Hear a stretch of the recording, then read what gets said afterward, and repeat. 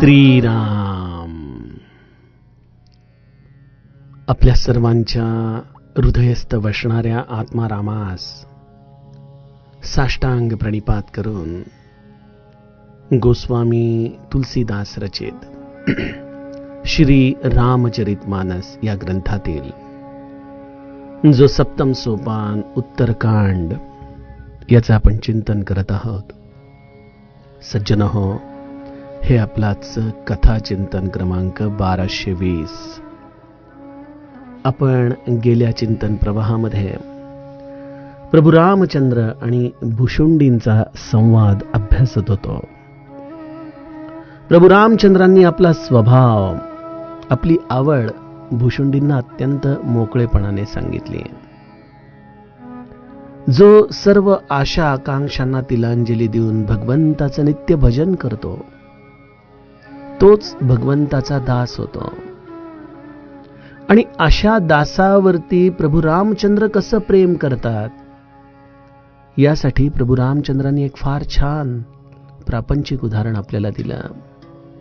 एक पिता के विपुल कुमारा, हो ही पृथक गुण सील आचारा.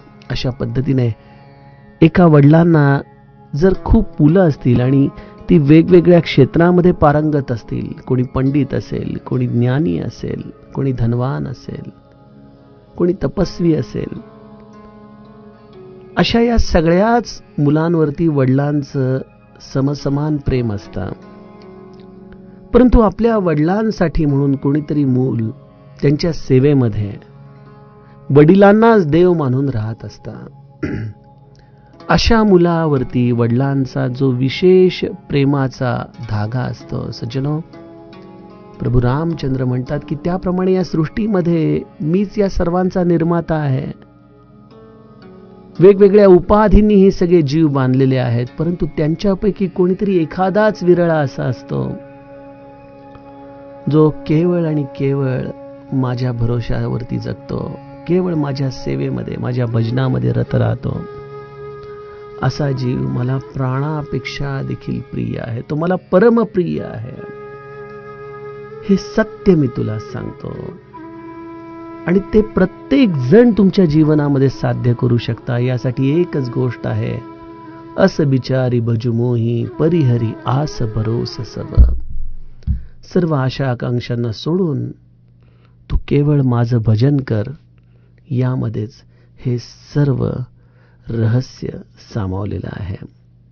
इथून पुढील कथाभाग गोस्वामीजी गाऊ लागतात.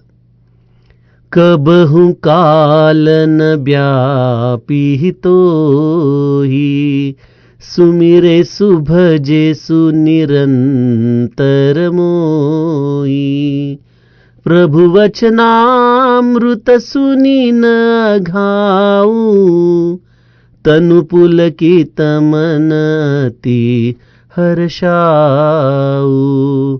सो सुख जानई मन रुकाना, नहीं रसना पही जाई बखाना.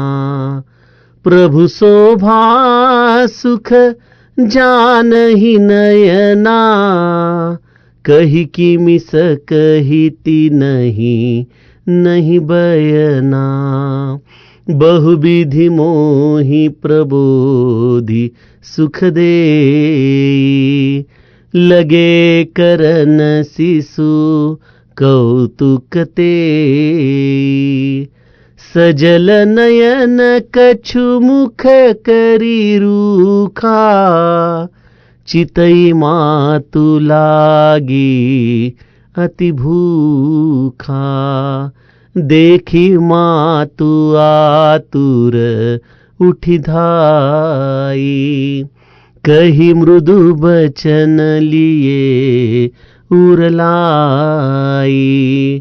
गोद राखी कराओ पयना पाना, रघुपति चरित ललित करगाना. जेहि सुख लागे पुरारी, अशुभ वेश कृत शिव सुखद. अवधपुरी नर नारी तेही सुख महु संतत मगन. सोई सुख लवलेस जीन बारक सपने हु लहेऊ. ते नहीं गनहि खगेश ब्रह्म सुख ही सज्जन सुमति. सियावर रामचंद्र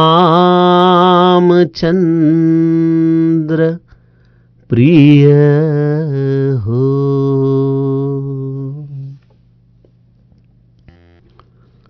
सज्जन हो, भगवंताने आपला हा स्वभाव भुशुंडींना सांगून आम्हासारख्या सामान्यांवरती फार मोठे उपकार केलेले आहेत. कधी आम्ही भगवंताला भेटणार? कधी त्याचं दास्यत्व आम्हाला प्राप्त होणार? कधी भगवंत आम्हाला सख्यासारखं आपल्या हृदयातली गोष्ट सांगणार आणि कधी ती आमच्या आचरणात येणार? केवढा अनंत जन्मांचा हा प्रवास आहे सज्जनो. परंतु भुशुंडींसारख्या संतांमुळं जर एखाद्याने मनापासून ठरवलं, निश्चय केला आणि त्याच्यावरती भगवत कृपा झाली, तर त्याला ह्याच जन्मात भगवंताच्या भजनाने त्याची प्राप्ती करता येऊ शकते. हेच भुशुंडींचे आपल्यावरती अनंत उपकार आहेत. भगवंताचा दास होण्याचे हे वेगवेगळे प्रिव्हिलेजेस प्रभू रामचंद्र भुशुंडींना सांगतायत की सर्वप्रथम माझा दास मला प्राणासारखा प्रिय आहे, त्यामुळं मी त्याची सर्व बाजूनी काळजी घेतो. त्याचं सगळं हवे नको पण मी पाहतो. दुसरी गोष्ट, या दासाला काळ कधीच व्यापत नाही. कबहु काल न व्यापी ही तोही. सज्जनो, आम्ही सर्व जीव हे काळाने बांधलेले आहोत. उत्पत्ती स्थिती लय हा आमचा धर्मच आहे. जो हा देह आईच्या गर्भातून जन्माला आला, तो आयुष्याच्या एका टप्प्यावरती पुन्हा मृतवत होतोय, पुन्हा या देहाला सोडून आम्ही जातोय. हे चक्र आमचं अखंड चालू आहे आणि प्रत्येक जण या अंतिम क्षणाचा विचार करून भयभीत होऊन जीवन जगत असतो. हाच काळाचा आमच्यावरती असलेला पगडा आहे. बघा, प्रभू रामचंद्रांचा दास हा काळ विरहित होतो, त्याला काळ व्यापू शकत नाही. याचा अर्थ तो अमर होतो का हो? सज्जनो, मी अनेक कथा विभागांच्या पूर्वी अमरत्वाची चर्चा केली होती की आम्हाला अमरत्व कसं हवंय.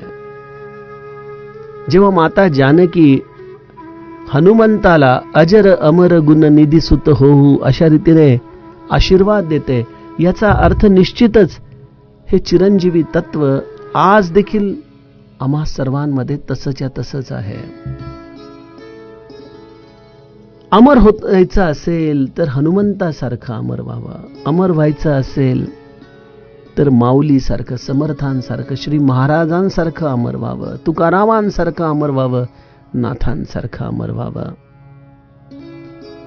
परंतु जर एखादा देहाच्या आधाराने अमर व्हावा असा विचार करत असेल तर अशा अश्वत्थामाचा देखील आम्हाला एक प्रकारे मनामध्ये वीटच येतो. देहाच्या आधाराने अमरत्व, सज्जनो, हे काही प्रभू रामचंद्रांचं भक्तीचं खऱ्या अर्थाने फलश्रुती नाही. मना चंदनाचे परित्वा झिजावे, परी अंतरी सज्जना नीव व्हावे. त्या पद्धतीने जो आपल्याला मिळालेल्या या आयुष्यात सत्कर्म अशी करतो, भगवंताची भक्ती अशी करतो की भगवंत त्याला आपलं दास्यत्व देऊन टाकतो, त्याला प्राणासारखा सांभाळतो. सज्जनो, त्याची जबाबदारी भगवंताने केवळ देहापुरतीच घेतलेली नाही. देह त्यागल्याच्या पश्चात देखील प्रभू रामचंद्र त्या जीवाचा सांभाळ करत असतात. आणि त्यामुळे जसं रामराया हे सनातन तत्व आहे, त्याचप्रमाणे चैतन्यमय अवस्थेमध्ये तो जीव हा देखील प्रभू रामचंद्रांशी एकरूपच होऊन जातो. जेव्हा जेव्हा तुम्ही त्याचा मनापासून आठव करता, धावा करता, तेव्हा तेव्हा ते तत्व तुमच्यासाठी पुन्हा प्रकट होतं. श्री महाराजांच्या चरित्रामध्ये ती गोदूताईची मुंज हा जो विभाग आहे त्यामध्ये आपल्याला लक्षात येतं की त्यावेळेला तर महाराज देहामध्ये होते. गोदूताईने आपल्या घरात आपल्या मुलाची मुंज ठेवली. ती महाराजांना तिने निमंत्रण देखील पाठवलं होतं, परंतु महाराज दुसऱ्या कार्यामध्ये व्यस्त असल्यामुळे महाराज म्हणाले की काही काळजी करू नको, जर काही तुला माझी आठवण आली, अडचण वाटली तर तू माझा मनापासून धावा कर, मी तिथं आहेच. आणि गोदूताई मुंजीच्या दिवशी सगळे विधी झाल्यानंतर जेव्हा पहिली पंगत बसली तेव्हा अन्नशुद्धीसाठी तूप बघायला लागली आणि तिच्या लक्षात आलं की अरे आपल्याकडे पुरेसं तूपच नाहीये. घाबरगुंडी उडाली, काय करावं कळेना. महाराजांच्या तसबिरी समोर गेली, हात जोडून डोळ्यात पाणी आणून महाराजांना अळवू लागली, महाराज माझी लाज राखा बरं. आणि क्षणाचा विलंब नाही, तसबिरीमधून श्री महाराज प्रगटले. काय झालं गोदूताई, का आठवण काढलीस? अगं एवढंच आहे ना, असं एवढ्या छोट्या छोट्या कारणांसाठी असं घाबरायचं नसतं. बघू बरं कुठे तूप. थोडंसं तूप ज्या भांड्यामध्ये होतं ते घेऊन श्री महाराज स्वतः कफनी आपली कमरेला बांधून पंक्तीमध्ये तूप वाढू लागले. आणि शेवटचा माणूस जेऊस तर जेवढं तूप होतं तेवढं शेवटपर्यंत पुरलं. सज्जनो, हे आहे श्री महाराजांचं कबहू काल न व्यापी हे तोही. त्यामुळे श्री महाराज आज देखील तुमच्या हाकेला धावून येतात. आज देखील एखादा जेव्हा अत्यंत व्याकुळ होऊन त्यांना आर्थ भावनेने हाक मारतो तेव्हा तेव्हा हे तत्व पुन्हा पुन्हा प्रगटतं. ही या प्रभू रामचंद्रांच्या आशीर्वादाची खूण आहे. त्यामुळे हे दुसरं भगवंताच्या दास्य असण्याची खूण की त्यांना कधीच काळ व्यापत नाही. आणि त्यासाठी एकच गोष्ट हे संत करत राहतात, माझा हनुमंत करत राहतो, सुमिरेसु भजेसु निरंतर मोही. निरंतर प्रभू रामचंद्रांचं स्मरण करत राहणं, भजन करत राहणं, अशा रीतीने आपण आपल्या अंतरंगामधल्या आत्मारामाशी निमग्न राहिलं की या देहामध्ये असतानाच विदेही पण हे संत अनुभवू लागतात. त्यामुळे मृत्यू हे केवळ एक आपल्या कपडे बदलल्यासारखी अवस्था या संतांसाठी होते. ती मद्रासची अम्मा नव्हती का श्री महाराजांना आयुष्याच्या अंतिम टप्प्यात म्हणू लागली की महाराज काळ जर वाईट येणार आहे तर आपल्यासारखे संत आम्हाला का सोडून जाण्याची भाषा करतात, आपली तर आत्ता सर्वाधिक गरज आहे. यावर श्री महाराज असून म्हणाले की तू म्हणते ते बरोबर आहे, परंतु ते कार्य करण्यासाठी या देहाची गरज नाही.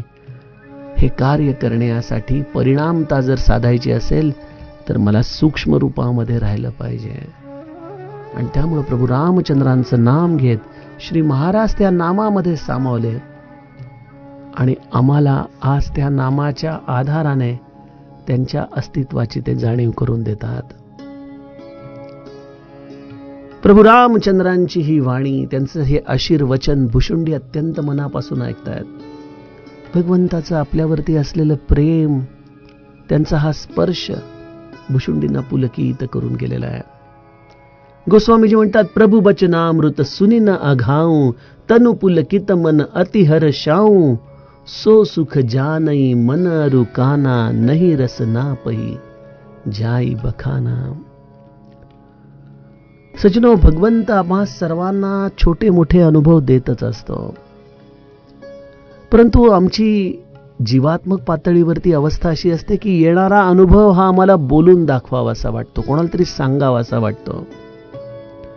परंतु जो तुमचा अनुभव आहे, जो कितीही खरा आहे, जो कितीही आत्मिक आहे, परंतु जेव्हा जेव्हा तो तुम्ही शब्दांच्या साहाय्याने बोलून दाखवायला लागता, बऱ्याचदा समोरच्या व्यक्तीला त्या अनुभवाची गुह्यता कळू शकत नाही. त्यामुळे जे परमार्थाचे अनुभव येतात ते तुमच्यासाठी वैयक्तिक आहेत बरं का. भुशुंडी देखील हा जो प्रभू रामचंद्रांचा सहवास अनुभवतायत, त्यांचा हा स्पर्श जो त्यांच्या डोक्यावरून हात फिरवताना त्यांना जाणवतोय, प्रभू रामचंद्रांची ही अत्यंत मधुर वाणी जी भुशुंडींच्या कानावरती पडतीये, असं वाटत होतं की हा क्षण संपूच नाही.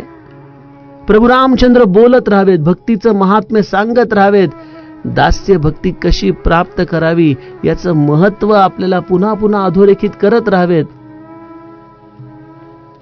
प्रभू रामचंद्रांच्या वाणीने त्यांचं तन पुलकित झालेलं आहे, मन अत्यंत प्रसन्न झालेलं आहे. विलक्षण आनंद त्यांच्या मनामध्ये उन्मळून ते अनुभवतायत. परंतु हे सगळं भुशुंडी म्हणतात, मी तुला कसं सांगू. ते माझं सुख केवळ माझं मन आणि माझे कानच जाणतायत. जे प्रभू रामचंद्रांचे शब्द होते, जे माझ्या कानावरती पडत होते, प्रभू रामचंद्रांच्या डोळ्यामधून वाहणारं ते प्रेम, त्यांच्या स्पर्शामधून मला अंतरंगामध्ये जाणवणारी ती करुणा, हे सगळं मन माझं अनुभवतंय. प्रभू रामचंद्रांची मधुर वाणी माझे कान जणू काही प्राशन केल्यासारखे कानाच्या आधाराने घेतायत. परंतु हे गरुडजी, मी तुम्हाला कसं सांगू? ते जे सुख आहे, ते सुख वर्णन करण्यासाठी माझी जिव्हा असमर्थ आहे. नाही रस ना पही जाई बखाना. हा जो माझा अनुभव आहे तो माझाच आहे. तो स्पर्श, ते शब्द, ती करुणा, याचं वर्णन माझी जिव्हा करू शकत नाही. सज्जनो, आपल्याला पुष्पवाटिका प्रसंग आठवत असेल, जेव्हा सीताजींची सखी प्रभू रामचंद्र आणि लक्ष्मणाला बघून सीताजींच्या जवळ येते, तेव्हा तिचं देखील अवस्था भुशुंडींसारखीच झालेली आहे. तनु पुलकित मन अति हर्षाव. अचंबित अवस्थेमध्ये सीताजींच्या सख्यांबरोबर ती उभी आहे. सख्या वारंवार विचारतात, अगं काय झालं तुला? तू अशी का उभी आहेस? अशी स्तंभित का झाली आहेस? त्यावेळेला गोस्वामीजी किती सुंदर वाक्य त्या सखीसाठी लिहितात. गिरा नयन नयन बिनुबानी. गिरा अनयन. माझ्या वाणीला डोळे नाहीत आणि माझ्या डोळ्यांनी जे पाहिलं ते माझी वाणी व्यक्त करू शकत नाही. अशा रीतीने प्रभू रामचंद्रांचं हे सुख, जे केवळ तुम्हास फक्त अंतरंगामध्ये वैयक्तिकरित्या अनुभवता येतं, त्याचं हे वर्णन भुशुंडीजी गरुडाला सांगतायत की प्रभूंच्या शोभेचं ते सुख केवळ माझे नेत्रच जाणतायत, परंतु ते सांगू शकत नाहीत. त्यांना तर वाणीच नाहीये, कसं सांगणार ते? प्रभू रामचंद्र आणि भुशुंडींचा हा संवाद दशरथाच्या अंगणामध्ये चाललेला आहे. जणू काही श्रीकृष्णाने भगवद्गीता सांगत असताना कुरुक्षेत्रावरती देखील सगळ्यांना समाधिस्थ केलेलं असावं. सगळी ही सेना एखाद्या पुतळ्यासारखी उभी राहिलेली आहे आणि भगवंताने आपल्या प्रिय दासाला हे 18 अध्याय विस्ताराने समजावून सांगितले असावेत. तोपर्यंत काळ देखील थांबला असावा. तशीच अवस्था कदाचित या दशरथाच्या अंगणामध्ये झाली असेल. दास दासी आजूबाजूला असतील, राण्या आजूबाजूला असतील, प्रभू रामचंद्रांचे बंधू, त्यांचे सखे आजूबाजूला खेळत असतील.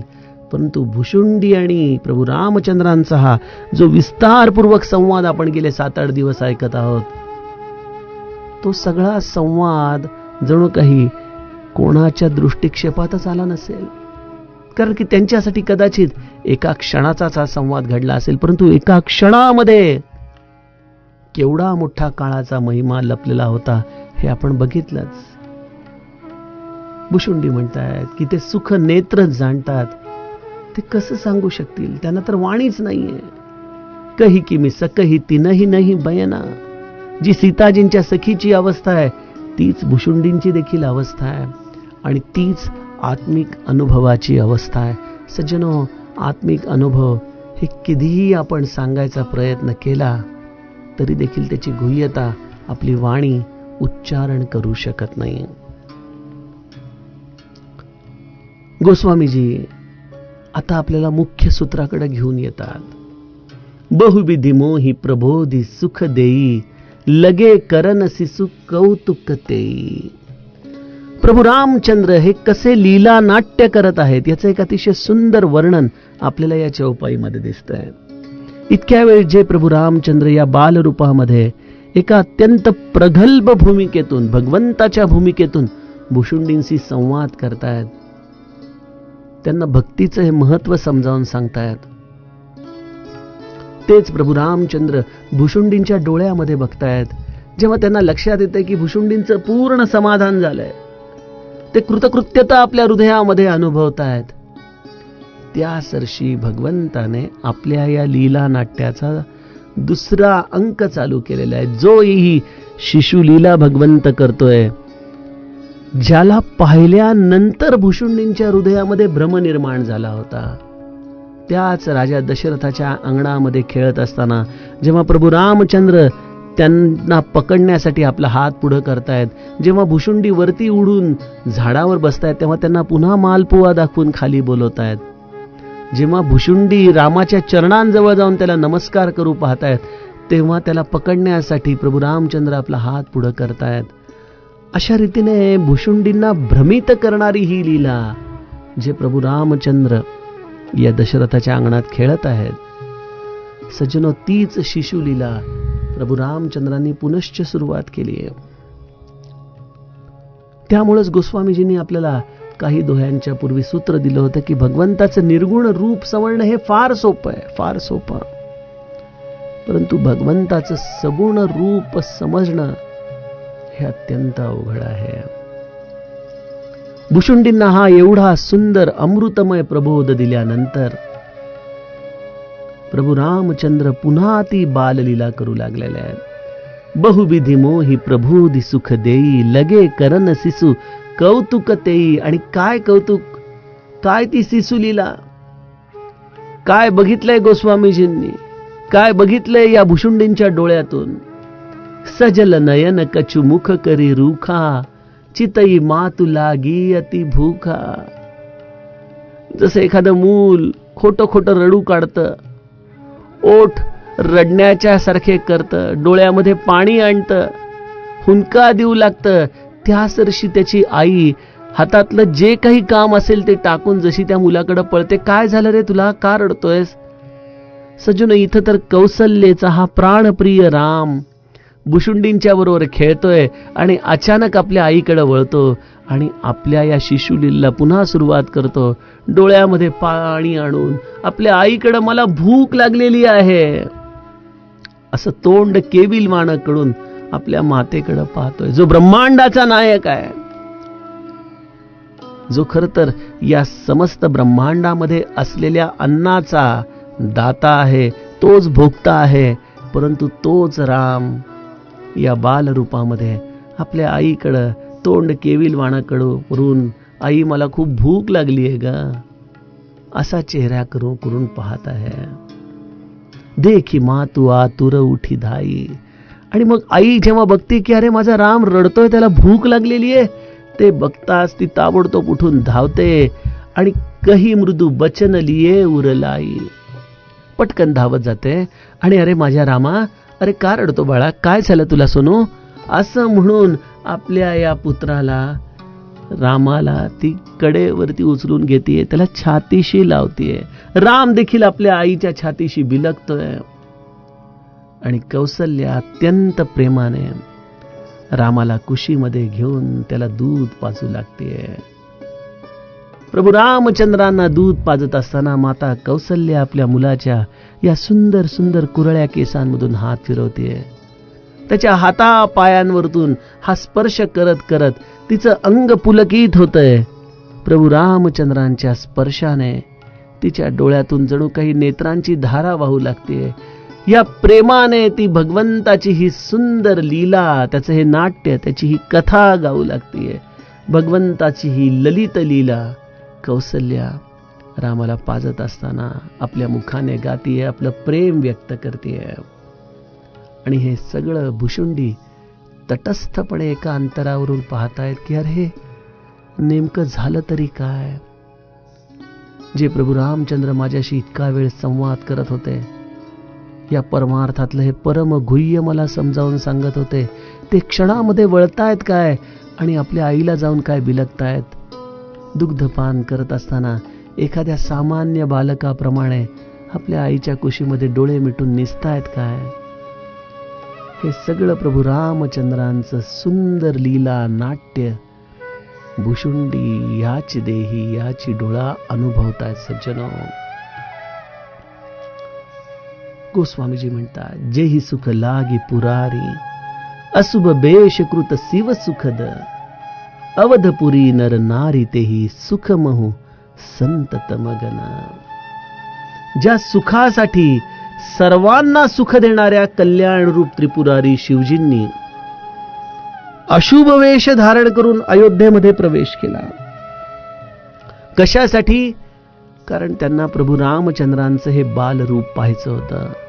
बंदऊ बाल रूप सोई रामो, या प्रभू रामचंद्रांच्या बालरूपाला त्यांना स्पर्श करायचा होता, या डोळ्यांनी पाहायचं होतं. आणि कैलासावरच्या वेशामध्ये अयोध्येमध्ये प्रवेश केला असता तर भगवंताच्या लीला नाट्यामध्ये मोठा विक्षेप आला असता. म्हणून प्रभू रामचंद्रांच्या दर्शनासाठी अयोध्येमध्ये महादेवाने कसा प्रवेश केला आता ती कथा आपण जाणताच.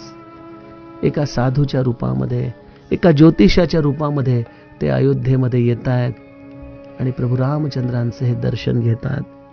गोस्वामीजी म्हणतात, खरं तर महादेव हा स्वतःच सुखाचा धाम आहे, परंतु त्या सुखाच्या धामाला देखील प्रभू रामचंद्रांच्या दर्शनाने विलक्षण सुख प्राप्त होतं. सगळ्या जगाला जो आनंद देणारा, कल्याण करणारा शिव स्वतः देखील एखाद्या चकोराप्रमाणे लालायित आहे प्रभू रामचंद्रांच्या दर्शनासाठी. आणि त्यासाठी एक वेळ अशुभ वेश धारण करावा लागला तरी तो करायला तयार आहे. परंतु हे सुख त्यांना अनुभवायचंय. परंतु अयोध्यावासियांचं काय नशीब आहे, काय त्यांचं संचित आहे की त्यांना कुठल्याही प्रकारचं वेशांतर न करता प्रभू रामचंद्रांचं हे बालरूप अत्यंत सहजतेने पाहता येतंय, अनुभवता येतंय. आणि हे सगळे नरनारी या प्रभू रामचंद्रांच्या प्रेमामध्ये निरंतर निमग्न राहत आहेत. म्हणून तर आपण बंदऊ अवधपुरी अति पावनी अशा पद्धतीने या अयोध्या नगरीचं नित्य वर्णन करतो. श्री महाराज रामपाठामध्ये अयोध्यावासी नगरजन अशा पद्धतीने त्यांचं देखील वर्णन करतात की जे रामासी भजती अनुदिन. अशा या अयोध्यावासियांचे हे कौतुक आहे, जे प्रत्यक्ष भुशुंडी जे अनुभवत आहेत की आपल्याला त्यासाठी नीलगिरी पर्वत सोडून यावं लागलं, महादेवाला कैलास सोडून यावं लागलं. परंतु अयोध्यावासियांना मात्र इतर कुठलेही कष्ट न घेता ते अनुभवता येतं. सोई सुख लवले सजिन बारक सपने हु लहे हो. आणि हे सुख आम्हाला किती वेळ अनुभवायचंय, महादेवाला किती वेळ अनुभवायचंय, भुशुंडींना किती वेळ अनुभवायचंय. काही क्षण त्याचा स्पर्श, त्याचं दर्शन काही क्षण भुशुंडींना मिळालं, काही दिवस, काही वर्ष जरी मिळाले तरी तेवढ्या भांडवलावरती भुशुंडी एक कल्प प्रभू रामचंद्रांची प्रतीक्षा करायला तयार आहेत. कारण हे सुखच असं आहे की ज्या दर्शनाचा लवलेश एखाद्या जीवाला स्वप्नामध्ये जरी आला, जरी तो त्याने स्वप्नात जरी अनुभवला आणि त्याची स्मृती, त्याचं स्मरण त्यांना जेव्हा वारंवार या प्रभू रामचंद्रांच्याकडे आत्कृष्ट करू लागलं, मग असं जे सुख ते आपल्या हृदयात अनुभवत आहेत, त्या सुखाच्या पुढं असे सज्जन ब्रह्मसुखाची देखील गणती करत नाही. खरं ते दोन परस्पर विरोधी शब्द नाहीतच. रामाचं दर्शन हेच ब्रह्मसुख आहे. राम हाच प्रत्यक्ष परब्रह्म आहे, जो आज या सगुण ब्रह्माच्या रूपाने आपल्या समोर आला. त्याचं दर्शन एकदा घेतलं की वेगळं परब्रह्म काही आहे ही भावना देखील आपण विसरून जातो. असं हे विलक्षण प्रभू रामचंद्रांचं बाललीला नाट्य या अयोध्येमध्ये भुशुंडी स्वतः अनुभवतायत. आणि ते आपल्याला हा सगळा त्यांच्या डोळ्यातून पाहिलेला वृत्तांत जणू काही चित्रांकित करून आपल्या समोर ठेवतायत. आम्हाला देखील क्षणभर अयोध्यावासी करून टाकतात. या प्रभू रामचंद्रांच्या आणि भुशुंडींच्या या लीला नाट्यामध्ये आम्ही देखील स्वतःला कुठंतरी अयोध्येत अनुभवू लागतो. सज्जनो, हेच आहे रामकथेचं मर्म की जे तुम्हाला थेट त्रेतायुगामध्ये घेऊन जातं. आणि भगवंताच्या दर्शनाची प्रसन्नता मिळवून देतं. भुशुंडी अशा रीतीने प्रभू रामचंद्रांचा स्पर्श, संवाद आणि त्यांच्या बोधाने विलक्षण आनंदित झालेले आहेत, प्रसन्न झालेले आहेत. अशा भुशुंडींचा हा पुढील कथाभाग. सज्जनहो, आपण आता उद्याच्या कथा विभागामध्ये अभ्यासूयात. जानकी जीवन स्मरण. जय जय राम.